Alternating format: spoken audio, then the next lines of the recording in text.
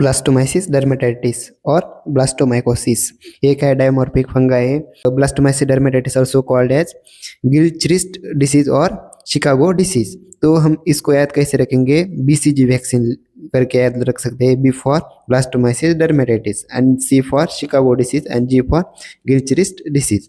तो क्योंकि ये नेम भी इम्पोर्टेंट है। जब हम टिश्यू बायोप्सी लेंगे तो उसमें क्या दिखेगा, ब्रॉड बेस बडिंग दिखेगा, yeast showing figure of 8 appearance और also called hourglass appearance.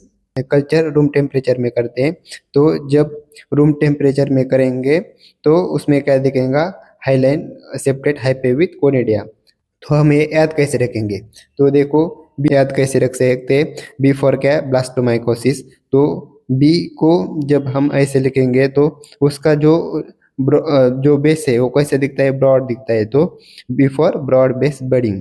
And जब कैपिटल बी को लिखते हैं तो उसका जो अपीयरेंस है ये 8 जैसे दिखता है।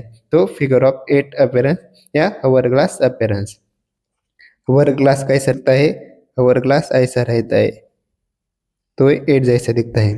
तो और फिगर ऑफ 8 अपीयरेंस कहाँ दिखते हैं, ब्लास्टोमाइसिस डर्मेटाइटिस जो कि टिश्यू बायोप्सी लेंगे तब, और टीएपीवीसी जब सुप्राकार्डियक टाइप होगा टीएपीवीसी का, जब हम चेस्ट एक्सरे निकालेंगे तब दिखता है फिगर ऑफ 8 अपीयरेंस।